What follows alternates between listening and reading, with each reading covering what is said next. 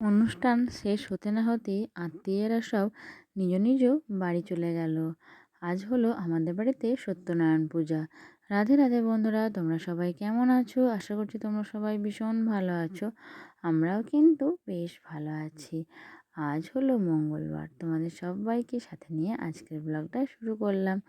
সাথে থেকো, আশা করছি আজকের ব্লগটাও তোমাদের বেশ ভালো লাগবে। তো দেখো বন্ধুরা, যে শীতকালীন ফুলগুলো টবের মধ্যে এক গাদা ফুল ফুটেছে জানো তো। তো বিভিন্ন রঙের, হলুদ থেকে সাদা, লাল, সব রকমারি ফুলের কালার।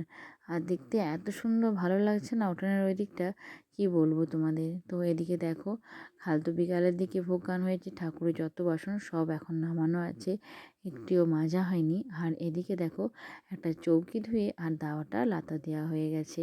তো ওখানেই আর কি সত্যনারায়ণের পূজাটা হবে। আর এদিকে আমার ছেলে মেয়ে ঘুমাচ্ছে ওর মাসিমণির কাছে। আর এদিকে মা আর আমি এখন হাতেপাতে কাজগুলো সেরে নিচ্ছি। তো মা বললো ঝাঁটপাটটা দিয়ে দিচ্ছে, তো আমি এদিকে মোছামুছির কাজটা সেরে নেব। তো কালকে বিকালে ঠাকুরের যত বাসন, যত প্রসাদ সব এই রুমের মধ্যেই আনা হয়েছিল। তো সেজন্য না একটু একটু হয়তো টুকরো অল্প ঠাকুরের প্রসাদ পড়ে আছে। তো সেই জন্য এই ঘরটা ঝাড় দিতে মাকে মানাই করে দিলাম। তো তারপর আমি ভাবলাম যে একদম স্ট্যান্ডে করে মুছে দিই, তারপর যেটা থাকবে সেটা হাতে করে নিয়ে আর জলে ফেলে দেবো, কেননা ঠাকুরের প্রসাদ তো পায়ে পড়লে অসুবিধা হবে। তো সেই জন্য ভালো করে আগে মুছে দিলাম। আর এই রুমটার মধ্যে এত মিষ্টির রস পড়ছে না, তো পুরো চ্যাটচ্যাট করছে পুরো মেঝেটা। তো সেই জন্য একটু সময় নিয়ে, হাতে সময় নিয়ে ধীরে ধীরে ঘষে ঘষে একটু মেঝে থেকে রসগুলো ভালো করে তুলে দিলাম আর কি। তো এক একটা জায়গা তো এমন হয়েছে যে মানে পা দিলেই পায়ে লেগে যাচ্ছে। তো সেই জন্যই আগে এটা মুছে দিলাম। তো তারপর ডাইনিং, রান্নাঘর, আমাদের রুমটা সব মোছা বাগানো করব। তো যাই হোক বন্ধুরা, দেখো আমি কিন্তু এখানে সব পরে নোংরা জড়ো করে নিয়েছিলাম এবং বাইরে ফেলে দিয়েছিলাম। তোমাদের দাদাভাই আজকে গিয়েছিল আমাদের যে পুকুর আছে সেখানে মাছ ধরাতে। তো দেখো আমাদের পুকুরে এই এত মাছ জালে ধরা পড়েছিল। তো এই মাছটা ছিল সবচেয়ে বড়।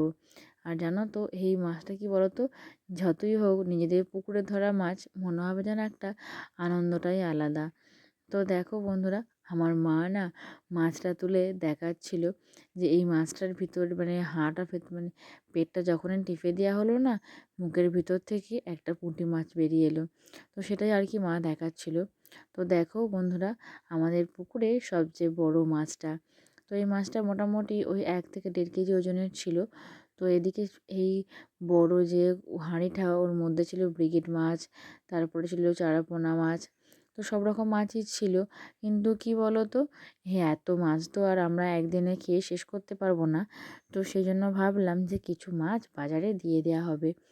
তো সেই জন্যই আর কি বড় মায়ের একটা জায়গার মধ্যে এদিকে সব যে বড় সিলভার কাপ ব্রিগেড মাছগুলো ছিল সেগুলো সব ভরে দিচ্ছিলো। তো দেখতেই পাচ্ছ বন্ধুরা, মাছটা কিন্তু এখনও বেশ তাজা আছে, এখনও পর্যন্ত ও লাফালাফি করছিল।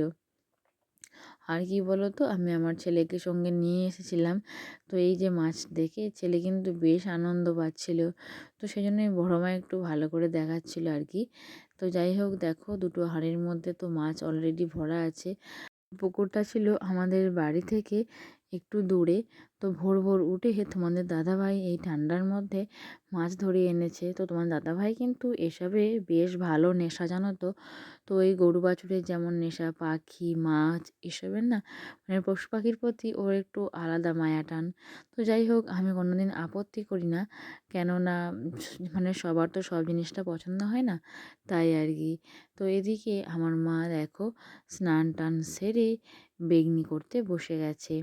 আর এদিকে আমাদের পাশের বাড়ির যে কাকিমা, তো সে এখন আনাজ কাটছিল।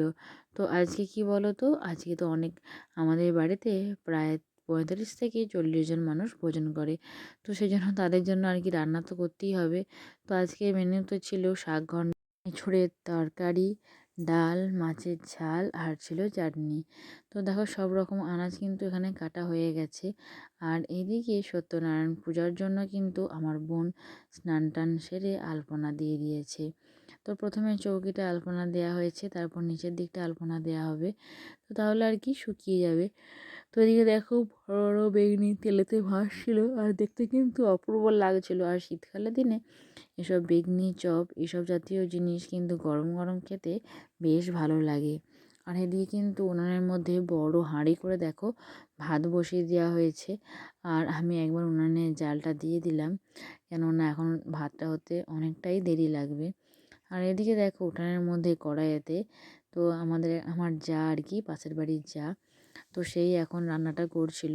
তো আজকে রাঁধুনিদের আসার কথা ছিল, কিন্তু এখন তো সবসময় তাদের পাওয়া যায় না, তো সেই জন্য আসতে পারবে না বলে বাড়ির সবাই মিলে আর কি মিলেমিশে রান্নাটা করে নেওয়া হচ্ছে। তো এখন দেখো কড়াইয়ের মধ্যে কিন্তু আলু ভাজা হচ্ছিল। তো এই আলুটাই আর কি এঁচোড়ের তরকারিতে দেওয়া হবে। তো আর এদিকে কিন্তু দেখো অনেকটা জোগাড় এগিয়েও গেছে, ফল কাটা হচ্ছে। আর এই যে আমার সাথে এখন কথা বলছেন, ইনি আমার একজন যে শাশুড়ি মা। তো আমাদের তো অনেক অনেক ভাইয়াদা আছে, তো সেই ভাইয়াদের মধ্যেই একজন আর কি। তো আমাকে হয়তো কিছু জিনিস আনার জন্য বলছিল। তো যাই হোক, আমি এখানটা ভিডিওটা করে নিয়ে তারপর জিনিসটা এনে দিয়েছিলাম।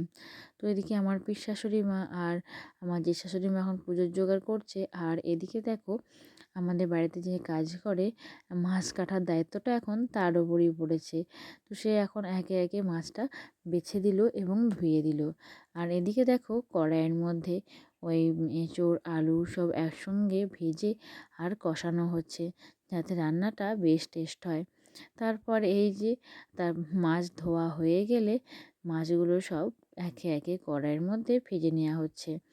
আর আগে কি বলো তো, এই মাছ ভাজাগুলো না গরম গরম খেতে বেশ ভালো লাগে। তারপর আমাদের ঠাকুরমশাই নারায়ণ নিয়ে মানে পূজা করতে হাজির হয়ে গেছেন। তো প্রথমে তো চৌকিটা পূব দিকে মুখ করে লাগানো হয়েছিল, কিন্তু তারপর বামুন ঠাকুর নিজের সুবিধা মতো ঠাকুর বসিয়ে পূজা করতে লেগে পড়েছে। আর এই সত্যনারায়ণের দিনে আমাদের পাড়ার প্রত্যেকজনকে বলে আসা হয়, তো সবাই আসে সত্যনারায়ণের কথা শুনতে এবং যে সিন্নি প্রসাদ হয় সেটা গ্রহণ করতে। তো সবাই চলে এসেছিলো। আর এদিকে বামুন ঠাকুর ওই যে সত্যনারায়ণের যে ব্রতকথা সেই বইটা পাঠ করছিল। চলো তোমাদের একটু শোনাই। লোক মুখে শুনি ভিক্ষা মাগে নো জামাই, অতএব দিতে আসি কিছু ধন, অতি জামা তার সঙ্গে হইল দর্শন। শাখাদি পাকের দ্রব্যই আনিয়াছি আমি, বস্ত্র আবরণ পরিরান্ধ গিয়া তুমি। আমি দেখি জামাতা আইসে কত দূরে, এত কই গেল হরি বৈকুণ্ঠ নগরে। সাধরে ব্রাহ্মণী পরি বস্ত্রে আভরণ, কুলবি দুবাই শঙ্খ শিরা মলক্ষণ।